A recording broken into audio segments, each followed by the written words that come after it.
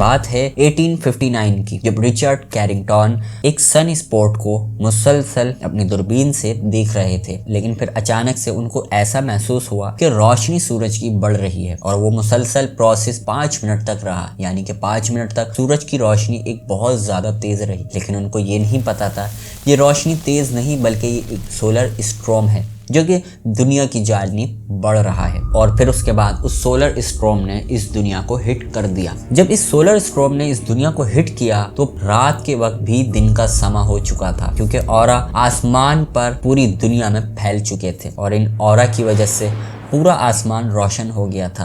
लोग घरों से बाहर आ गए थे, शायद कि दिन निकल आया है, लेकिन ये दिन नहीं बल्कि ये ऑरा थे। वैसे ये ऑरा हमको आइसलैंड और फिनलैंड में बआसानी देखने को रात में मिलते हैं, लेकिन इस इवेंट की वजह से ये ऑरा पूरी दुनिया में फैल चुके थे और इस इवेंट को कैरिंगटन इवेंट का नाम दिया गया। इस इवेंट की वजह से पूरी दुनिया में बिजली तहस नहस हो गई थी, पावर प्लांट उड़ चुके थे, जितने भी बिजली से चलने वाले आलात थे अब वो नाकारा हो चुके थे।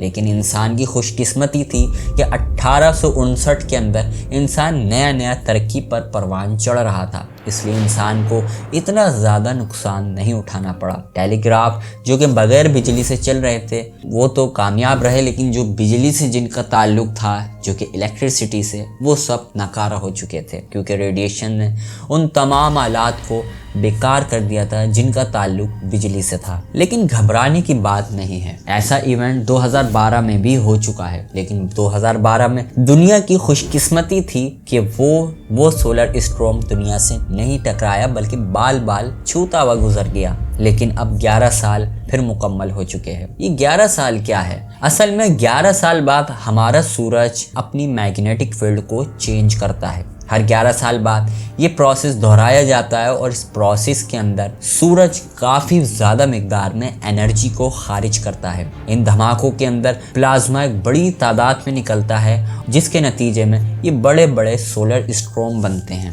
और यही सोलर स्ट्रॉम कभी कभार हमारी दुनिया से टकरा जाते हैं। वैसे ये सोलर स्ट्रॉम पहले भी दुनिया से टकरा चुके हैं। 1859 से पहले ये 744 में भी ये टकरा चुके हैं। 994 में जो सोलर स्ट्रॉम दुनिया से टकराए हैं वो बहुत ज़्यादा हैवी थे, उनकी पावर बहुत ज़्यादा थी और वो इस 1859 के मुकाबले में बहुत ज़्यादा ताकतवर थे। लेकिन आप इस बात से भी अंदाज़ा लगा सकते हैं जो 1859 में सोलर स्ट्रॉम टकराया था, जो कैरिंगटन इवेंट हुआ था, उसकी ताकत का अंदाजा आप इस बात से लगा सकते हैं कि जो हिरोशिमा पर बॉम्ब फेंका गया था द लिटिल बॉय, उस जैसे 700 बिलियन न्यूक्लियर बॉम्ब्स को मिलाया जाए तब इतनी पावर बनती है। अगर मैं इसकी पावर की बात करूं तो 4 × 10 एक्सपोनेंट 32 इसकी पावर थी, जिसके नतीजे में तमाम इलेक्ट्रिक डिवाइसेस और बिजली के पावर प्लांट ट्रांसफार्मर को भी बर्बाद करके चला गया था। लेकिन अब सवाल ये है कि आज दुनिया बहुत ज़्यादा तरक्की पर है। आज दुनिया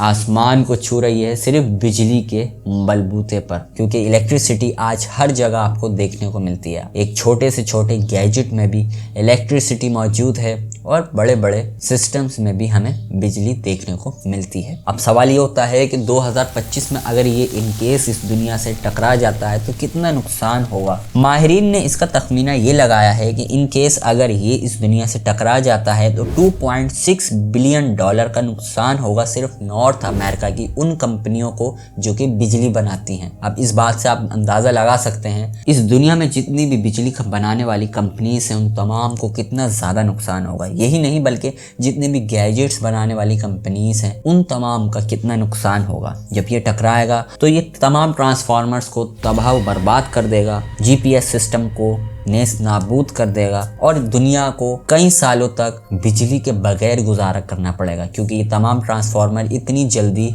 रिकवर नहीं होंगे, इसमें साल कई लग सकते हैं। वैसे सैटेलाइट सोर्स स्पेस क्राफ्ट को सूरज की जानिब भेजा हुआ है, जिसका रुख मुसलसल सन की तरफ है, सूरज की तरफ है, और उसका पर्पस यही है कि कोई भी इवेंट अगर ऐसा होता है तो वो हमें इन्फॉर्म करे। अगर ऐसी कंडीशन पैदा होती है तो ये हमें इन्फॉर्म पहले ही कर देगा, जिसके नतीजे में हमारे पास 24 से 48 घंटे होंगे जिसके अंदर तमाम इलेक्ट्रिक पावर प्लांट्स को बंद कर दिया जाएगा, सैटेलाइट को सेफ्टी मोड पर ले जाया जाएगा, तमाम बिजली के आलात को ऑफ कर दिया जाएगा। जितने भी मोबाइल लैपटॉप हैं उनको आप भी, अगर ऐसा होता है तो आप भी मोबाइल्स लैपटॉप अपने और जितने बिजली से चलने वाले आलात हैं उनको एल्युमिनियम फॉइल के अंदर रखकर सेव कर सकते हैं। बदीगर सूरत ये तमाम डिवाइसेस अगर ऑन रही उस वक्त तो ये सब खराब और नाकारा हो जाएंगी। अगर ये सोलर स्टॉर्म टकराता है तो जितनी भी सैटेलाइट्स हैं वो तमाम नाकारा हो जाएंगी अगर वो ऑन रहती हैं। लेकिन अब बर्बादी की बात निकल चुकी है। स्टारलिंक कंपनी को अभी तक $50 मिलियन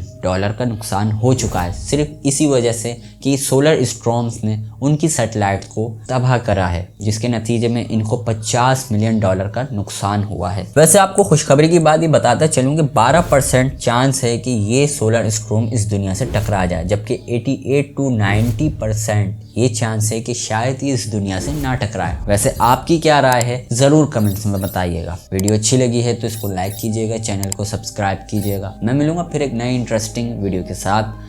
अपना ख्याल रखिएगा एंड गुड बाय।